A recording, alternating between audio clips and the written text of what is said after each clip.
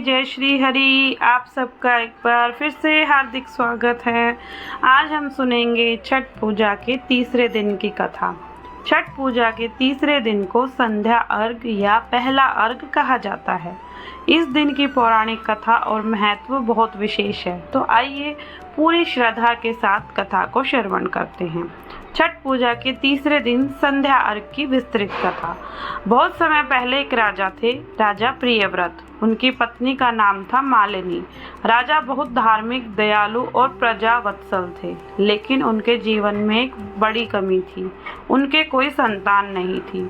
राजा और रानी मन ही मन दुखी रहते। उन्होंने अनेक यज्ञ, व्रत और दान दिए, किंतु फिर भी उनके घर में पुत्र का जन्म नहीं हुआ।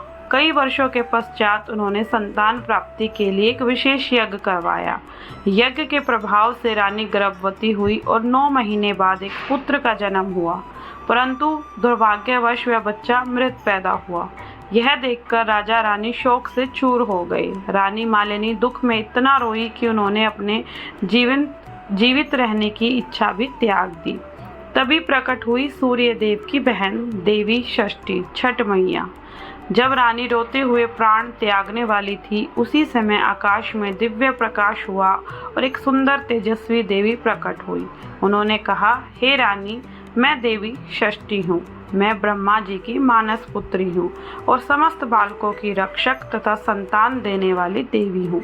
जो कोई मेरी विधि विधान से पूजा और व्रत करता है, उसे स्वस्थ, दीर्घायु और उज्जवल संतति का आशीर्वाद प्राप्त होता है।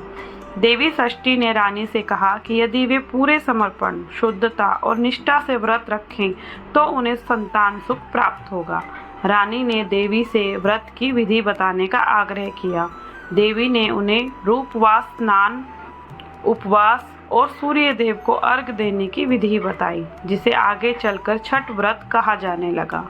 व्रत का पालन और पहला अर्घ। रानी ने देवी षष्ठी की बताई विधि के अनुसार व्रत किया। तीसरे दिन उन्होंने सूर्य देव को शुद्ध गंगा जल, दूध और प्रसाद से संध्या अर्घ अर्पित किया। अर्घ देते समय उन्होंने मन में संकल्प किया, हे सूर्य देव, हे छठ मैया, मुझे संतान का सुख प्रदान करे। अर्घ के बाद देवी षष्ठी वहां पुनः प्रकट हुई और रानी को आशीर्वाद दिया, तुम्हारी गोद भरेगी, तुम्हें एक तेजस्वी पुत्र मिलेगा। कुछ समय बाद रानी ने एक सुंदर, स्वस्थ और तेजस्वी पुत्र को जन्म दिया। राजा प्रियव्रत और रानी मालिनी अत्यंत प्रसन्न हुए। उस दिन से छठ व्रत संतान सुख, परिवार की समृद्धि और संतान की रक्षा के लिए मनाया जाने लगा। तीसरे दिन संध्या अर्घ का महत्व क्यों है?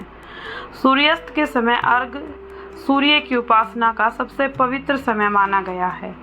कृतज्ञता अस्त होते सूर्य को धन्यवाद देते हैं कि उन्होंने हमारी दिन भर रक्षा की।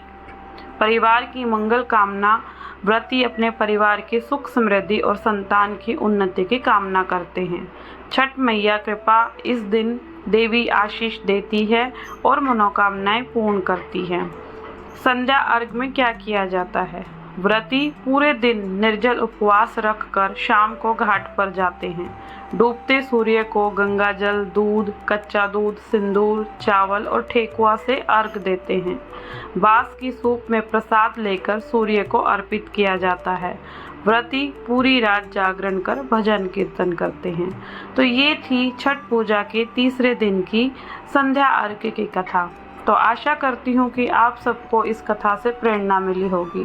तो आप सबको ये कथा कैसी लगी कमेंट करके ज़रूर बताएं और साथ ही मेरे चैनल को भी सब्सक्राइब करें।